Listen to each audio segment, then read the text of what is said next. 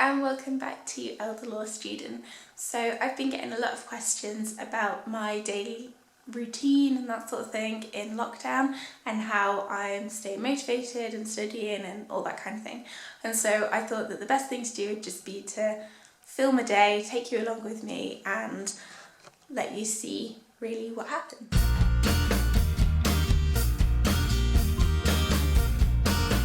It's now about 7:30. Yeah, and I've been up for about half an hour, but I've just kind of only just come downstairs, and the first thing I do is just make myself some green tea and have some breakfast.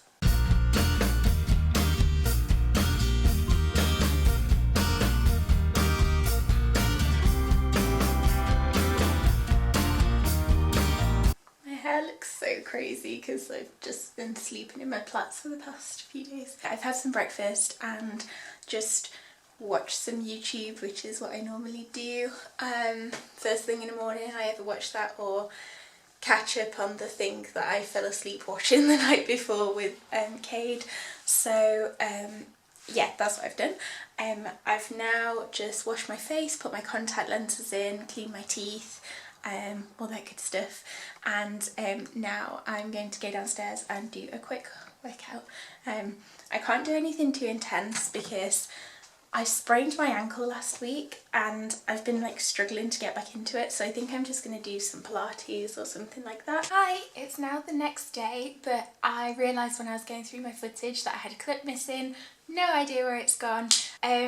What I basically had done in the video was I came downstairs and I showed you sort of my workout setup and the things that I found really helpful. My t-shirt is so creased, oh dear.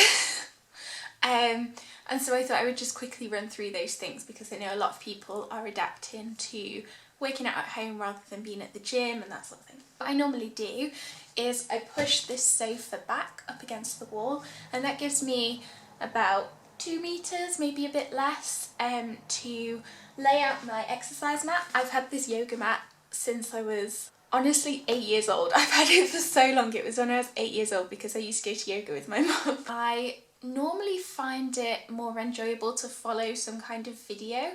I'm a Pure Gym member, and so normally I go to the classes at Pure Gym, and Pure Gym have launched this thing called Pure Gym Together, I think, and basically it's workouts that they post on the app, and then from like you just follow them along.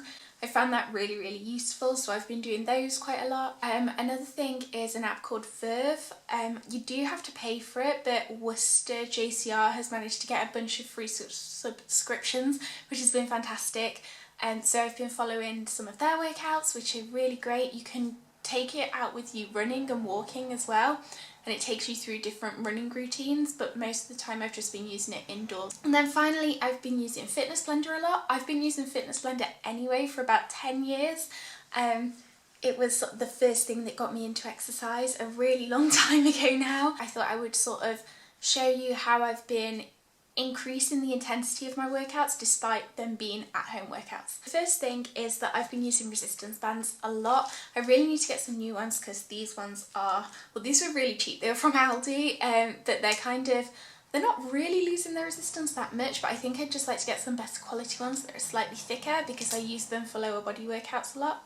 I think they'd be a bit more comfortable if they were slightly thicker. If I'm doing a Fitness Blender, no equipment workout, I use a resistance band anyway, just to sort of increase the intensity. And something else I use is ankle weights. I use ankle weights a lot, but at the moment I'm not, just because my ankle is sprained or twisted or whatever's going on with it. So I use ankle weights a lot. I do a no equipment routine but wear ankle weights, and it just kind of increases the intensity a little bit. These were like £5, not even, from Sainsbury's, so you can get them in the supermarket, but you can also get them on Amazon and all these sorts of places, which is really good. I'm always so much more productive when I exercise first thing in the morning. It really takes away a lot of the anxiety that I wake up with, and so that's why I've sort of struggled quite a lot ever since I sprained my ankle, because it just sort of took away that part of my routine. But it just makes such a massive difference to me when I exercise first thing, even before lockdown, but especially during lockdown when there's so much uncertainty and I think everybody's anxiety is peaked. So yeah, this isn't like a, you know, it's lockdown, everybody should get into the best shape possible, because I'm definitely not in the best shape possible at the moment by any means. But yeah, that's something that I find super helpful, exercising first thing in the morning. So it might be something that you want to give a go, and if it doesn't work, it doesn't work, but sometimes just kind of boosting those endorphins first thing can be really helpful. Okay, I'm all done. This side completely fell out. I've just been taking this side out now. So yeah, I did a 10-minute ab workout and like a 20-minute lower body workout. The ab workout was Pure Gym, lower body workout was Fitness Blender. So I'll link the Fitness Blender one down below. Wow, my head looks crazy. That's kind of, for me, the starting point to having a good day of work is to try and get up and do some exercise. So when I'm at university, I go to the gym first thing. When I'm here during lockdown, I try and do something like that, or go for a run or a walk or just anything. I find it really important because it kind of gives me that me time at the beginning of the day, and it also sort of challenges me because I always get like really compulsive about my work and really obsessive, so making myself sit with that discomfort and not going straight to my desk to work, that's really important for me. So yeah, it was good, but I'm really kind of sweaty and gross now, so I'm gonna have a shower and wash my hair. Just had a shower, got out, hair's in this crazy thing. I have not really been wearing makeup at all during lockdown, because I can't be bothered, to be honest. I'm just going to do my skincare now. I've had a slightly funny skin for the past 2 days. Like, my skin was fine, and then obviously today when I wanted to film a video it's decided to not be fine. Whenever that happens I use this, I don't know if you can see, anti-acne spray thing, which is really good. I'm wearing jeans today for the first time in so long because I've just been living in really comfy clothes because I've not needed to wear anything else, and then today I thought, oh, I'll put some jeans on, and they are so uncomfortable. I don't know why I normally wear jeans every day. I don't think I realised how much more comfortable my life could be. Has anyone else had that? Has anybody else just not worn jeans since lockdown and is now just not comfortable at all in their daily clothes? On today's list of things to do, I need to dry my hair first of all, and then I have some lectures that I want to watch. We have online lectures, and I've got 4 hours of those, but because they're online I can speed them up a bit, and so what I've been doing is watching sort of 4 hours worth of lectures but at 1.5 speed and getting through them faster. But I find online lectures so useful because I can stop them and skip them if there's stuff I already know, can replay things if I don't understand it, and all this sort of thing, which is just really useful. And then after that I will start my land law reading for this week. At the moment things are a bit strange in terms of reading lists. So the way that it's working this term is a bit different because normally we have 1.5 tutorials a week. So 1 week we have 1 tutorial, the next week we have 2 tutorials, and so on and so forth. And so it means that we learn a full module in a term plus half a module that we then finish off the next term. However, this term we've got 2 full modules. We've got land law and we've got jurisprudence. So that means we've got 2 essays a week, but the way that jurisprudence is structured is kind of strange because we have 6 tutorials rather than 8, and we have 3 classes, and those classes are in a subject in jurisprudence that we specifically choose because we then do an extended essay on that over the summer. So I'm doing unjust regimes, and so I've got 3 reading lists and 3 classes for unjust regimes, but I've also got 6 jurisprudence tutorials with essays, and I've got 8 land law tutorials with essays. So I've spent the last couple of days doing jurisprudence for my option, so unjust regimes things, and then I think my reading list this week is on covenants. So that's my land law thing this week, and then I've got a tutorial on Thursday, and I also have a class on Thursday, and then I don't know when my next jurisprudence tutorial is going to be. So yeah, everything's a bit up in the air, but I'm plodding along, I'm getting through it. That's the plan for today. You probably won't see Cade too much today because he's really not very well. I'm now all ready and I'm just sat at my desk. I put my desk right in front of the window because I just can't deal with not having a lot of natural light. I find that that's super important. I just otherwise feel like so demotivated and sleepy and down, and yeah, so having my desk right by the window, it makes me much more efficient with my work, which is great. So as I said, I'm going to watch 2 lectures. They're both 2 hours each, so hopefully we'll get them done in under 4 hours though, because I'm going to play them on a faster speed. The only thing is sometimes the recording the microphones can not really work very well, and then all of a sudden you get a and it is so painful. I can't wear headphones to listen to these lectures because it's so painful when that happens. So we're not going to do that. But I've found more recently that handwriting my lecture notes just works for me so much better than typing my lecture notes. No idea why. When I'm at uni, I always type them because it's just so much easier and I can add in things. But when I'm watching lectures online, I find handwriting my lecture notes so much better. And I've been trying to handwrite things more and print out things more recently anyway, just because when I've been working at home, I've been getting such bad headaches and eye strain from staring at a screen all day, because normally when I'm at uni, what I'll try and do is read some of the cases and articles in print form. I'll go to the library and get the actual book out, or the law report or whatever. But obviously when everything's online, I'm staring at a screen all day and it just gets a bit much, honestly, and it makes me feel so tired and I can't focus, and yeah. So I've been trying to do more things on paper. I know it's not great for the planet, but I do keep these things all the way until my final exams and that sort of thing. So, and I try to print out as little as possible. But yeah, at the end of the day, it's kind of a bit of a balancing act, and I just need to do things on paper sometimes. The joys of distance learning. I'm trying to watch the lectures and there's no audio.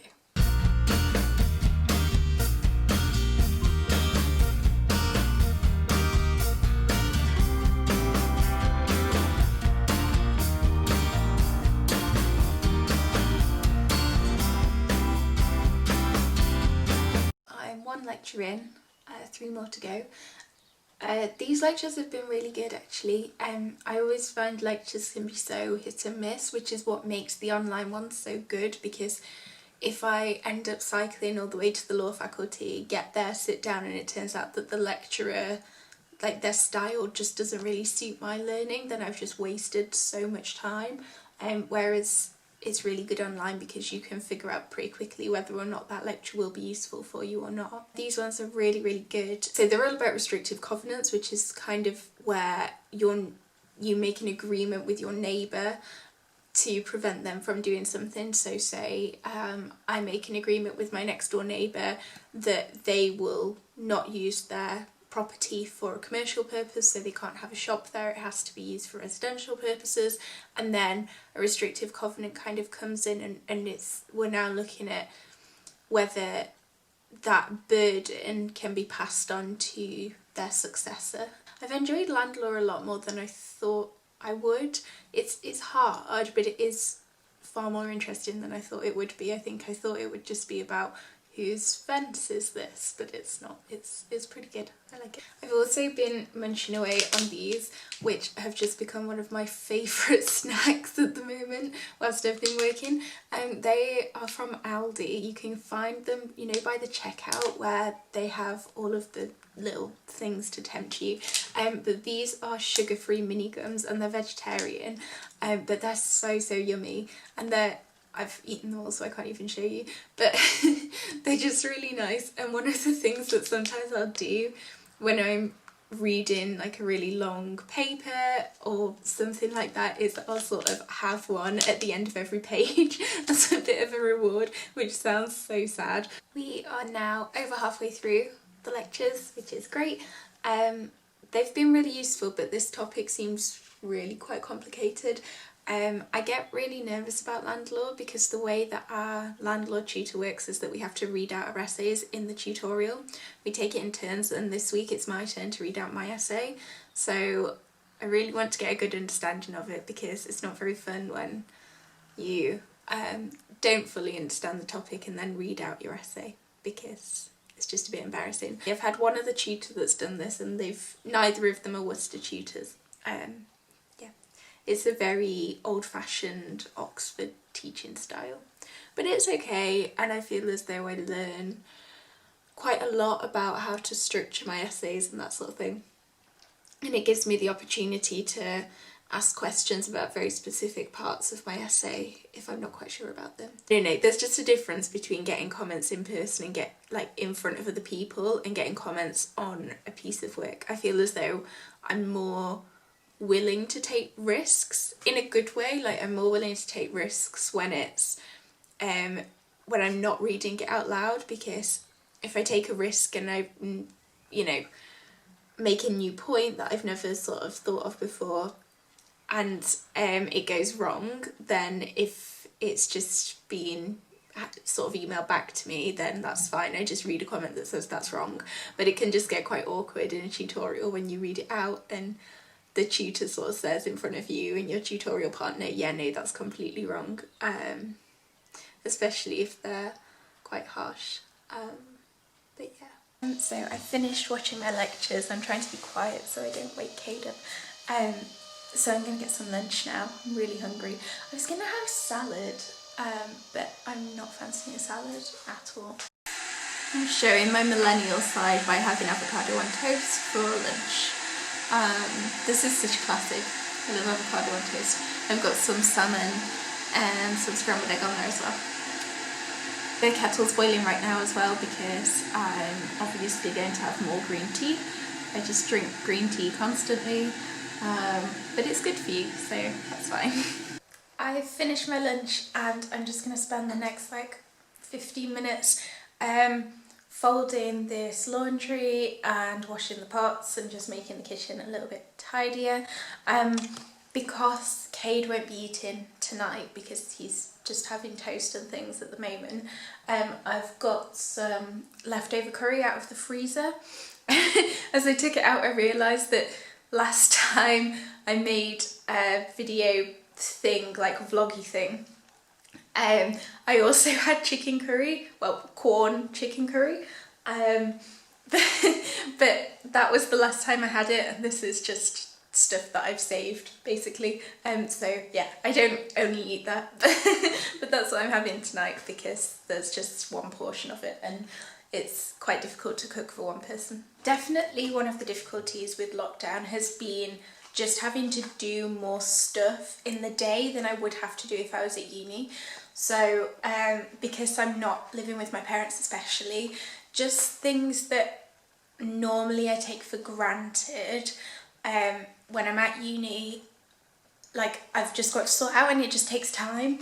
So for example, we have scouts who are absolutely incredible, and they'll come and hoover our rooms once a week and dust the furniture and that sort of thing. They don't do all of our cleaning and tidying, obviously, so we still do that, but there's normally 4 of us to clean one kitchen when we're at uni, and the scouts kind of help us out quite a lot, and the bins get emptied by the scouts and that sort of thing. Whereas I think it's just the fact that now I'm sort of worrying about, I've got to make sure that I've got the money together on the 1st of each month to pay bills and that sort of thing. Whereas again, at uni, I just pay at the start of the month, at the start of the term, and it's all sorted. What else? Just yeah, tidying up. So, washing the pots, obviously I would normally do, but 2 people produces a lot more washing than 1 person, first of all. And just things like hoovering. We've got all the plants in the garden that need watering, and there's just so many things that individually don't take that long, but put all together are a real commitment. I'm not complaining because I feel so privileged to be in this position right now, but it definitely is difficult to have the Oxford workload without being in Oxford with the benefits of Oxford. Like, you know, normally you have such a big support system around you to help you combat that workload, and then to kind of be taken out of Oxford and not have any of the benefits of that can get really difficult. Cade obviously does at least half of everything in the house. He's finished uni now because a lot of universities have finished for summer, but obviously with him being ill as well, things kind of fall back onto me a little bit. But as I said, I feel very grateful for the position that I'm in, because so many people are struggling throughout this pandemic, and I'm like, my problems are really insignificant in comparison to a lot of people. I've been taking like grandparents and elderly people in the community food and that sort of thing, in addition getting my own food shopping, and again that's just something that's taken so long. Like, normally I would just walk to the end of the road when I'm in Oxford, or cycle to Aldi and get my food shopping and be done. But now it's like the fact that you have to queue outside for so long, then I'm like trying to go around trying to find everything that all of the different households need. And yeah, as I said, I wouldn't have it any other way, but it's just the fact that doing that on top of Oxford work can get really quite tricky. So all in all, everything's fine, but it's quite tricky trying to do Oxford without being in Oxford. Okay, so I've tidied up and everything. I feel like this video is just going to be so boring and random, but we'll see. So I'm back upstairs now, and it's time to start my reading list. Tutors do reading lists in slightly different ways. Some of them just use what's called the core reading list, so that's the one the faculty produces. Other ones sort of use that as a basic model and do kind of add bits to it. And then others just completely make their own reading list. This week my reading list for Landlord doesn't look too long, so it's quite good. I'll show you. I did a video probably around October time where I explained like how the Oxford teaching system works. I'll link that video down below, because then you'll sort of be able to understand exactly how we learn and how reading lists work and that sort of thing. So this is my reading list this week for Freehold Covenants. So this up here, that's a textbook. These are statutes. So statutes are all in this bad boy here, and then all of these are cases. I've highlighted this in yellow just because I can't find the case, but I'll try and find it. These are articles, and then this here is a Law Commission report. What the Law Commission is, briefly, it's basically a body that will make recommendations about the law, and sometimes then the government will say, yep, these are good recommendations, we'll make these law. Sometimes they get like no real response, and sometimes it's a bit of both. Sometimes they'll implement some recommendations and not others, but often you kind of will read all of the cases and work out exactly what the law is, and then if there's any sort of points where the Law Commission or academics or anybody have considered reforming the law, and then you tend to have a look at those proposals, and potentially in an exam you could then get a question about like just sort of asking whether those reform proposals are a good idea, or like, should we reform the law in this area, should we not reform the law, why, and that sort of thing. But hopefully take me 2 days. I'm hoping to finish this tomorrow so I can write my essay on Tuesday. But yeah, we will see. There are 2 types of questions you can get on law exams. One of them, like the first type, are essays. Some subjects only have essays, so for example administrative law, we only have essays, but most subjects you have a combination of essays and problem questions, and you have to answer you tend to answer like 2 of each, 2 essays, 2 problem questions. Some weeks for the tutorial will have an essay, some weeks for the tutorial will have a problem question. This week it's a problem question. I'm saying that the answer to a problem question is still an essay. I'm just distinguishing between where you have something to solve and where you have something to discuss, if that makes sense. We'll see how long chapter 24 of Smithers, because sometimes it will be that I'll have a textbook chapter that's 100 pages long, and then that'll probably take up the rest of my day. But hopefully that's not the case. Hopefully I can kind of make a good dent in these. Some of these cases I do have a vague idea about, because they've either come up in previous reading lists, either within land law or other subjects, like contract law, that sort of thing, or they are cases that were covered briefly in the lecture. When I get to a case, I'll show you how I read a case. In terms of textbooks, what I tend to do is read through it in sections, and I don't write any notes until I get to the end of a particular section. Normally textbooks are divided up into, you know, smaller bits. And so at the end of each bit, I'll go back up to the beginning of that section and then make notes on it afterwards. Does that make sense? I'm sort of reading it twice, but it ends up taking me less time to read it twice like that than to read it once and make notes as I go through, because I just get confused. Everything at the moment is online. So I'm able to access cases online anyway. So the majority of the time, it's very rare that I can't find a case online.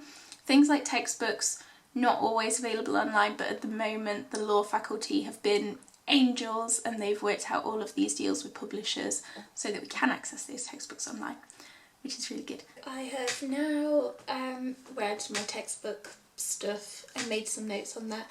Normally, to be fair, I end up finding that the textbook is more useful after I've done the rest of the reading, but I tend to read it first to just kind of get an overview, but then when I come to do the problem question, I'll probably go back to the textbook so I can fully understand it in hindsight. Now I thought I would just go through how I approach reading statutes and how I approach reading cases. This is something that I get asked about on Instagram quite a lot, and the answer is that there really isn't any one way to do it, and different cases are set out in different ways as well, so it's kind of difficult to come up with one method. First of all, I will go through how I look at statutes. I use the Blackstone statutes books. I know some people just use the legislation.gov thing online. They're not always up to date. If there's a new statute that won't be in my edition of Blackstone's, I'll go onto Lexis library and they have all of the up-to-date legislation on there. In general, I use this because as well then I can tab it all. This is super useful in a tutorial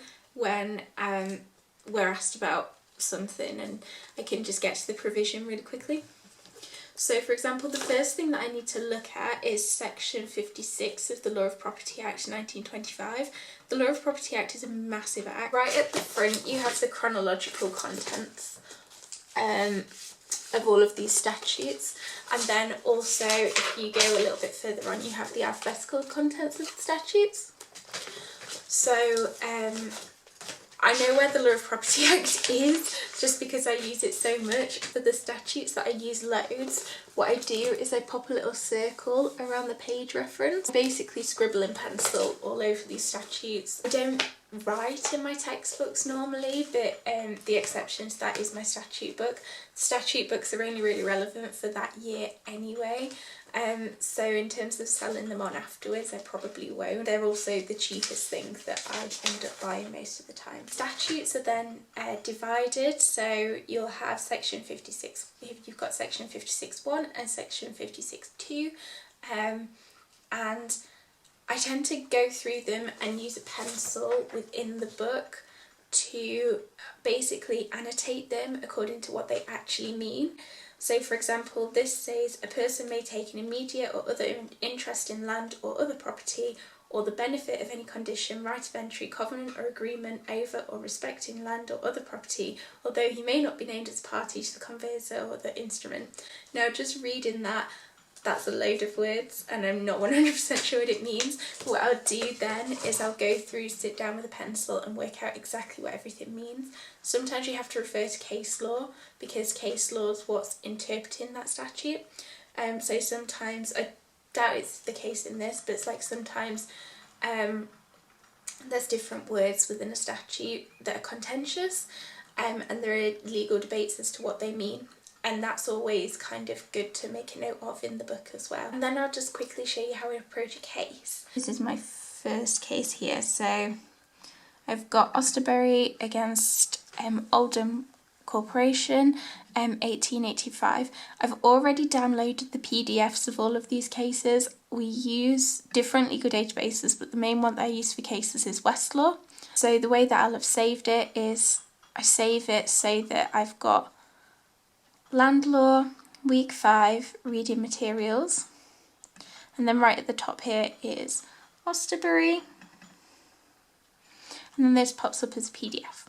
This is an older case, so the layout isn't quite the same as you might find in some other cases. I would screen record this, but I'm having some problem with my iMovie, and unless a video file is from my camera, it's just not working. You can see here this is a 17-page case. This bit here is the head note, so this bit gives an overview of the case itself.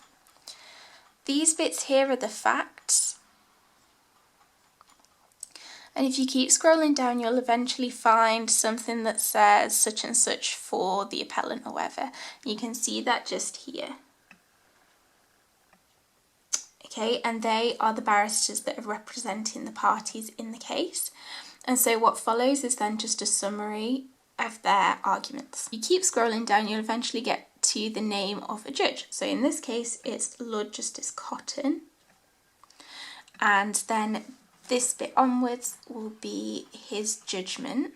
And then you'll also have your other judges as well.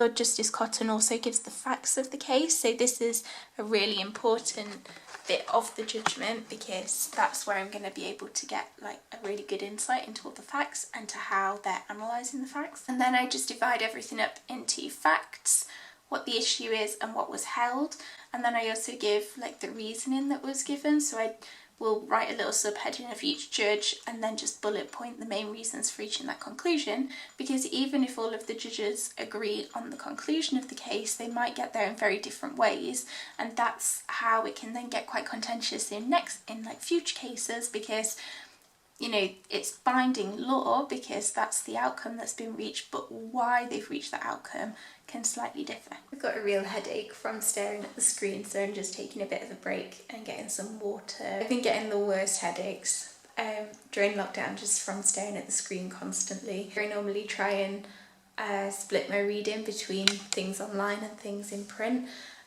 So yeah, it's been a bit much. So I have just had a snack. I bought these Alpen bars in Tesco because they were on offer.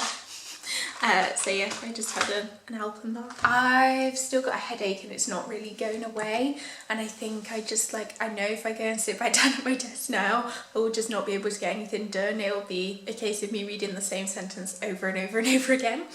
But the sun has now finally come out, and so I think what I'm going to do is I'm going to go out and I'm going to go and just have like a 15-minute walk around the park. I'm not going to take the camera with me. I'll take my phone with me in case Kate needs to contact me. But yeah, I'm going to like take a break from you guys, work, everything, just for 15 minutes. It's a lot later in the day, so I'm going to finish now. Basically, I went for a walk, I did a bit more work, and then I'm going to have some tea now.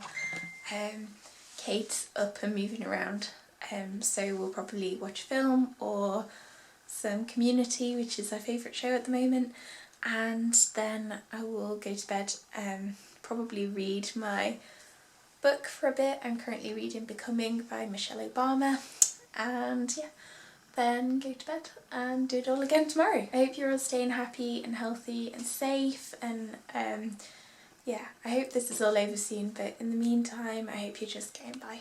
I'll see you later. Bye bye.